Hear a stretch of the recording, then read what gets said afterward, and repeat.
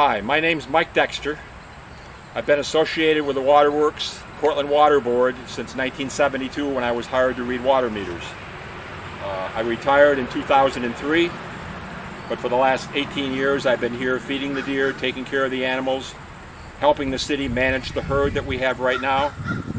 The herd that we have is all under the auspices of the New York State Agricultural Department. Right now I'm pretty much doing just feeding the deer and helping Paul Sandy, who is in charge of the deer herd for the City of Cortland.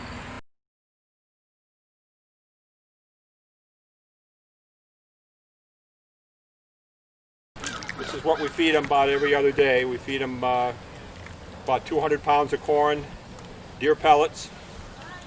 We get this stuff we used to get it from the Roundhouse Mill in Cortland, but now we get it from Moravia. They deliver every couple months. We feed them about 200 pounds, like I say, every other day.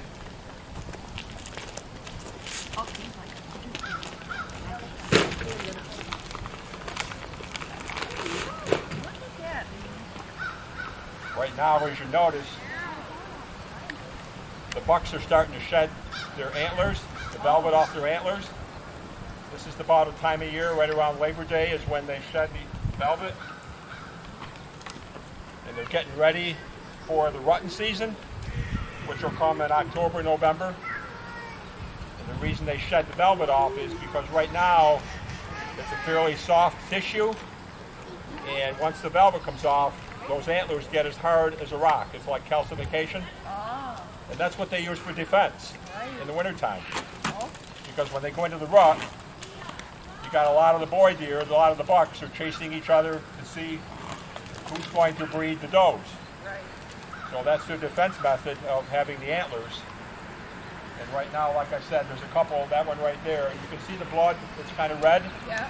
Because inside of that is kind of a liquid. And right now he's shedding the velvet off there, and within 2 or 3 days the velvet will be gone and you won't see the red. Now the little ones you see were born this year, the ones with the spots. There's a couple that don't have spots.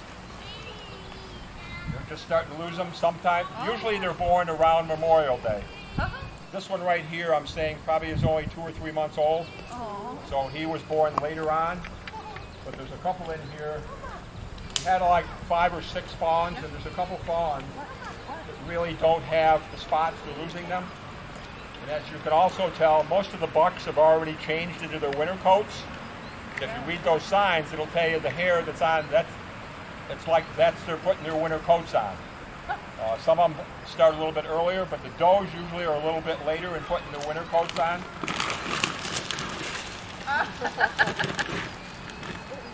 They won't go too far. Yeah, right? You're like, just kidding.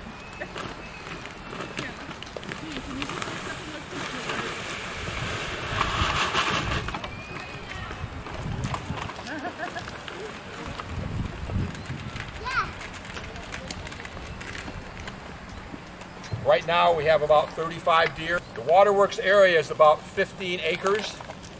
This is all a captive herd, what we have in here. You can see deer that are on the other side of the fence over there. But those are wild deer. Those are not ours. They come in from 281. Oh. They live in the back 100 acres. When people start complaining about the deer, usually on the side roads, they complain about our deer. They live on our property, but They're not our deer. The deer that are in here are captive deer. We are regulated by the Department of Agriculture. As you can see, some of the deer right now have tags in their ears. Over the last 2 weeks, the Ag Department and Paul Sandy, who works for the police department, they have been coming in and tagging the deer, which means tranquilizing them, putting them down, so we can keep a better track of the deer that we have health-wise. When they come in, they check them health-wise. The one question that we've had about this little buck over here is the big cheeks. It's kind of a genetic, and we think it may have been passed down. We had another doe in here a couple years ago. She died on her own. But what we tried to do with the buck that's got the big cheeks, they put her down to see what the problem was, and when they put her down, they found that she had a lot of food in there. She's storing food in her cheeks. It's just a genetic kind of thing. Sometimes maybe his back teeth are not great, so he's not able to chew everything. So the food that's in there, when they put him down, a couple weeks ago or a week ago when they did that, they take all the food out. It's grass, it's food that we feed them, the corn, the pellets. There's grass in there, but within a day, within 2 days, it's filled right back up again. We don't think that it's passing from one deer to the other. It may be genetic from one deer in the same. If he bred a deer last year, it may be one of his or the offspring. Oh. This deer right here that has the antler in the middle of his head, I've never seen it before here, but it's just one of those things, Mother Nature. Don't know why that happened. Most all the deer, they have a pecking order, so there's bucks in here that have been here a little bit longer, some of the older bucks. And as they start getting into the rut, you'll start seeing them taking possession of their territory. The deer first started at the waterworks probably 70 years ago. Somebody had a deer, it was a fenced-in area. The waterworks is the watershed for the water system for the whole city of Cortland. This area here was fenced in, so they put one deer in here. Next year they had 2 deer, 3 deer, 4 deer, until we finally had, right now we've got about 35 deer. Hurt your hands and your face.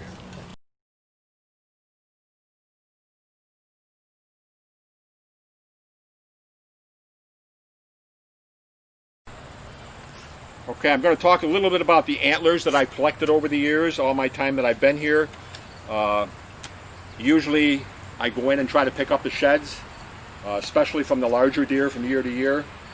We have accumulated a lot of antlers, and most of these antlers that are on this table were all off the same deer. Sam lived here for 10 years. Every year I would go out into the deer pen and pick up Sam's antlers. All of these antlers here are all off one deer. This is Sam's antlers when he was 4 years old in 2001. Dropped them in March 16th. One of the things about captive deer is they tend to keep their antlers much longer in captivity than they would in the wild. When they're in captivity, especially our deer, they're getting fed every single day. There's no predators, there's no hunters, there's no car traffic. So they tend to live a lot longer in a captive area, and they also tend to keep their antlers a lot longer because they're getting fed on a regular diet. In the wild, they really have to search for what they're eating. So in the wild, generally, my understanding, I'm not a hunter, never have been. I've always said I can't feed them with one hand and go and shoot them with the other hand. They usually shed their antlers or either in December or January. Antlers in the deer pen, I picked them up as late as in April. These, like I said, are all off the same deer. As they got bigger, this is when he was 2 years, almost 3 years old. You can see the size of them is all different sizes. This particular set of antlers right here, what I was saying earlier was, when they have the velvet on the antlers are very, very soft. And they're apt to get damaged when they're soft. One of the things also, when the velvet is on them, they also get a lot of insects in the antlers because they can burrow inside the antlers. So this one particular right here is a hole where somebody was living for a long time. It's got a hole in there, but once the velvet comes off, they get as hard as a rock. And if you don't know, antlers fall off every year. It's one of the uniqueness of whitetail deer that every year the antlers will fall off. The older the deer gets, the bigger the antlers are going to get. Unfortunately, this deer, who was named Sam, who was kind of like a pet, I came in one December, it was actually January 1st, about 15 years ago. And there were 2 bucks that were going at it, probably come into the second rut, I was told, and they were antler to antler. I didn't think too much about it until I came back outside and saw Sam, which was the bigger deer, laying on the ground. I went in and chased the other buck away, but by then it was too late. What they did was they got into a little battle, and the other buck twisted Sam's neck and broke his neck. So because I had been picking up all the antlers, I had asked the guy that came in to dispose of them that if I would get the antlers, and he said, well, we'll saw them off and give them to you. I said, all the other antlers that I've got all fell off naturally. They fall off, you pick them up. This one right here, because I didn't want them sawed off, he kept them on the skull plate. So this is kind of unique because it's a lot easier for show and tell to walk around with this one on your head than it is to pick up 2 antlers and try to look like you're wearing antlers. So this deer right here was 10 years old when he died.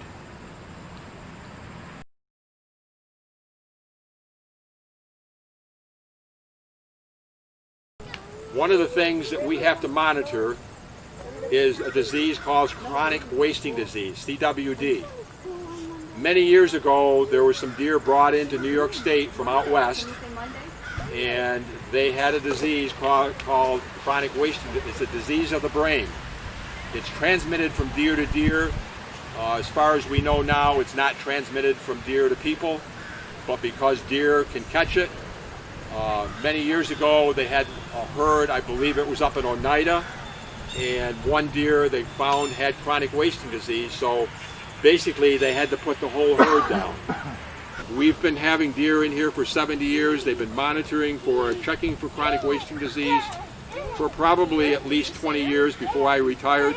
We've never found it in our herd. A lot of people think they can identify it as chronic wasting disease, but we've never had chronic wasting disease. If we did, we probably would lose our deer herd.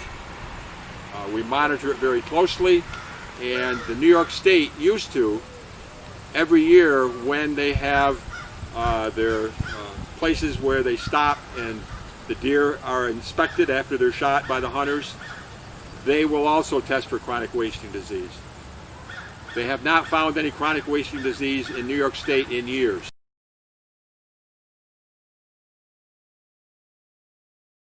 This particular area, it's called the Dry Creek, Otter Creek Aquifer. It's where the water system, where the water comes from in the city of Cortland. It supplies 20,000 people. We have 3 deep wells. Wells can pump anywhere from 3,000 to 4,200 gallons a minute. Right now they're rebuilding one of the pump houses out back, which is our gas engine, can be run either by electricity or gas. But this area, it was first developed in 1884 is when the first water was pumped out of this area. They found it to be a very good water supply. Like I said, it's the Dry Creek, Otter Creek Aquifer. All of our water comes out of the ground, and we don't have a backup supply. So think about that when you're out doing lawn work or whatever, that a lot of places, Ithaca has Cayuga Lake, Syracuse has Skinny Atlas Lake, Lake Ontario. But the city of Cortland's water supply is exclusively groundwater, which means it's pumped out of the ground, which means anything we put into the ground sooner or later is probably going to come back out, as we found out many years ago with Smith Corona. The good thing about Cortland's water is it's very easily to get it into the ground because of the makeup of the shale and the rock. The bad part about Cortland's water system is any contaminants that go into the ground probably were going to surface at some time.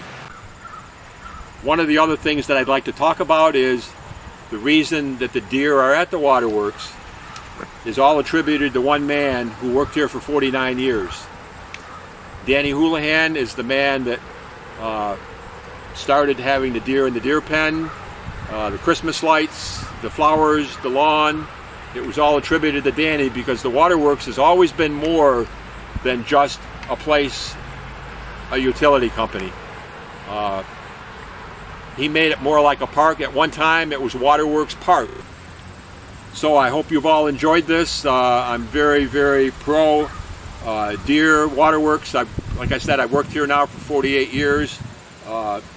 It's very close to me as far as being here. I enjoyed my time being here. I enjoy coming back and being a part-time employee. So we welcome anybody to come to the waterworks. Like I said, bring the right stuff when you come. Bring the vegetables. Leave the bread at home.